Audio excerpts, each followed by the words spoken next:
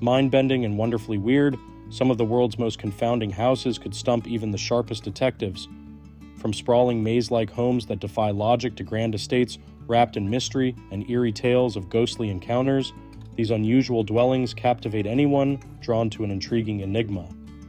For those who relish the thrill of the unknown, these curious homes are an invitation to uncover secrets lurking behind every corner. Next, we arrive at Biscardo, a Santa Barbara mansion that's been remarkably preserved, seemingly frozen in time since the 1960s. Unlike other long-abandoned estates, this elegant property has been meticulously maintained for decades, with upkeep costs reaching up to $40,000 per month. In 2022, limited tours began, allowing glimpses into the mansion's storied history. Biscardo was once owned by reclusive heiress Huguette Clark, daughter of Montana Senator and copper tycoon William A. Clark. Born in 1906 in Paris and raised in one of New York's grandest mansions, Huguette grew up surrounded by luxury. The family acquired Biscardo in 1923 as a summer home, but after a brief marriage and subsequent divorce in 1930, Huguette's reclusive tendencies took over. By the 1950s, she retreated to her New York apartment and eventually spent her final 20 years in a hospital room before passing in 2011. Instructing staff to keep Biscardo in perfect condition with no modifications, she left the mansion to a charitable foundation. Yet, disputes over her estate delayed its opening to the public until recently. Although still uninhabited, there are now plans to share the mansion's mystique with the public on a larger scale.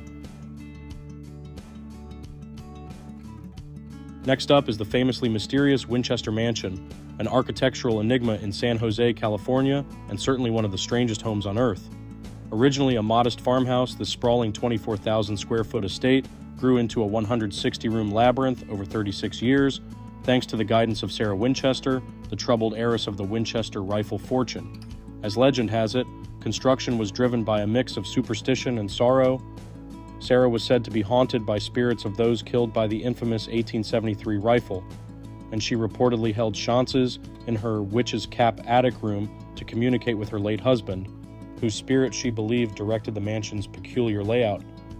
The estate's many odd features, including staircases leading to nowhere, doors that open onto walls, and countless secret passageways, were supposedly meant to confuse these restless spirits. Sarah's fixation on the number 13 only adds to the eerie ambience, with the house featuring 13 bathrooms, staircases with 13 steps, and chandeliers modified to hold 13 lights. The quirky Queen Anne-style mansion, once dubbed the Mystery House by escape artist Harry Houdini, has drawn millions of visitors since it opened to the public in 1923. Even today, the mansion's many riddles remain largely unexplained, inspiring ghost hunters, historians, and a Hollywood film alike. In architecture, the number 13 is often avoided, with many buildings opting to skip the 13th floor entirely, a superstition that seems almost fitting given the mysteries of the Winchester Mansion. Next up, we head to the unique Kerner's Folly in Kernersville, North Carolina, often dubbed the world's strangest home. Built in 1880 by artist and designer Jules Gilmer Kerner, known as the Man of 1,000 Quirks, this extraordinary property gives even the Winchester Mystery House competition for the title of the most peculiar residence. With 22 rooms spread across 3 floors and 7 levels, the home is a wild blend of architectural styles. Ceiling heights range from a cozy 5.5 feet to a lofty 25 feet, with each doorway, window, chimney, and fireplace distinctly different from the others.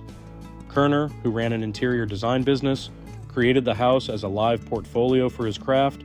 Kerner's Folly showcases his eclectic style and even houses America's oldest private theater on the 3rd floor. The property also includes a miniature version of itself, originally built as an outdoor toilet. After World War II, the quirky mansion faced potential demolition, but was saved and restored in the 1990s. Now, it stands as one of North Carolina's premier tourist attractions, giving visitors a glimpse into a one-of-a-kind architectural marvel.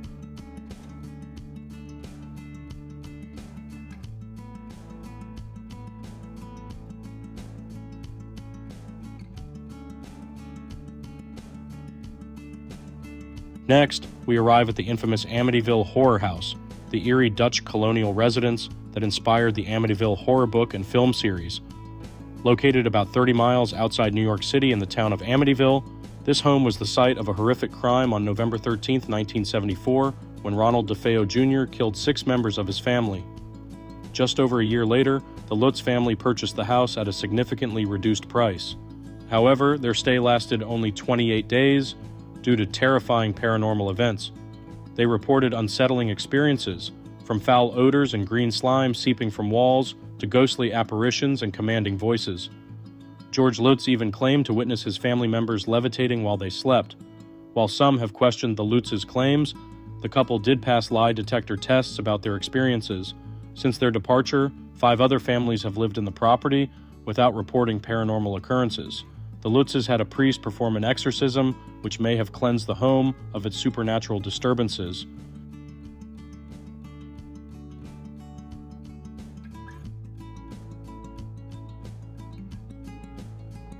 Next, we arrive at Monte Cristo in Junee, New South Wales, a property often hailed as Australia's most haunted house and shrouded in eerie mystery. Built in 1885 by Christopher William Crawley, a local pioneer, the house remained in the Crawley family until 1948. It then stood abandoned for 15 years before Reg and Olive Ryan acquired and painstakingly restored it. The Ryans have reported spine-chilling experiences, from invisible hands tapping their shoulders to lights flickering on by themselves and phantom footsteps echoing through the halls. Guests have also recounted similarly strange encounters, with the owners estimating around 10 spirits inhabiting the estate. The house's haunted reputation seems fitting, given its grim history. In the late 1800s, a maid, rumored to be carrying Crawley's child, tragically fell from the second-floor balcony. Following this, a young child was reportedly pushed down the stairs by an unseen force, and a stable boy met a horrifying end in an arson attack. The tragedies continued into the 1960s, when a caretaker was allegedly shot on the property. Whether haunted by a curse or plagued by misfortune, Monte Cristo remains one of Australia's most mysterious and chilling residences.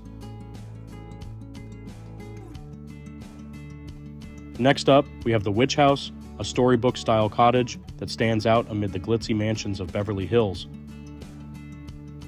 Resembling something straight out of a Brothers Grimm fairy tale, this whimsical house catches the eye of anyone passing by, often making people wonder how it ended up there.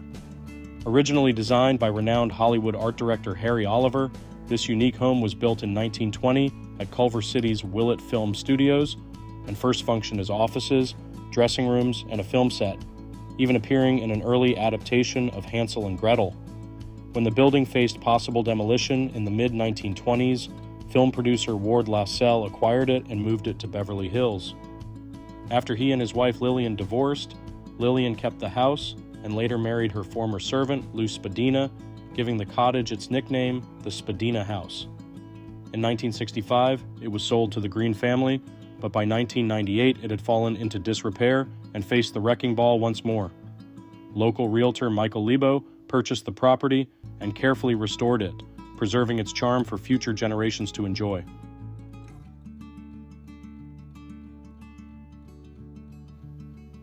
Next up, we visit one of the world's most intricate homes, a truly fascinating estate on the Isle of Man. Known as Aragon Moore, this property was masterfully constructed in the Palladian style with red sandstone, capped by a striking copper-domed roof.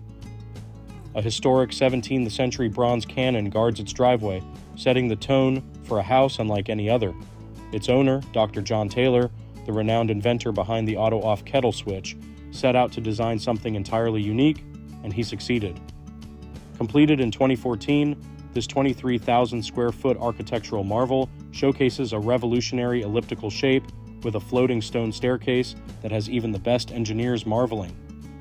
Inside, visitors are welcomed by a breathtaking galleried atrium with a marble floor that creates an intricate 3D effect, along with a network of hidden passages.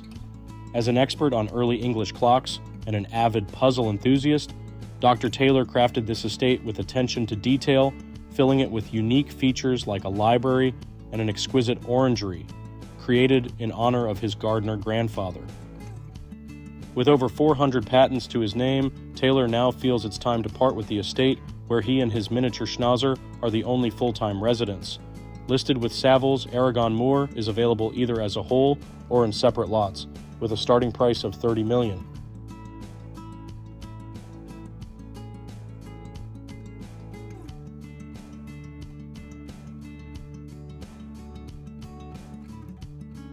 Next, we step into a peculiar Japanese penthouse in Osaka, Japan, where tradition is turned on its head. Designed by Tado architects Yoshimada, this 13-level home defies conventional layouts, embracing the number with no reservations. From the outside, the structure appears simple and understated, but inside, it reveals a labyrinthine layout that challenges every standard of design. Named House in Miyamoto, this home has an unconventional open-plan layout that creates a sense of interconnectedness while delivering a dizzying effect similar to an M.C. Escher illustration. The family of 3 who commissioned the home wanted an intimate space that encouraged closeness, so Shimada left out internal walls and private areas, fostering a seamless flow. Though it may seem minimalist at first glance, the home intentionally avoids built-in storage. The family wanted their furniture, artwork, and collectibles on full display. This creates a rich, layered environment that continually evolves with the family's life, resulting in a highly personal and uniquely whimsical living space, unlike any other in the world.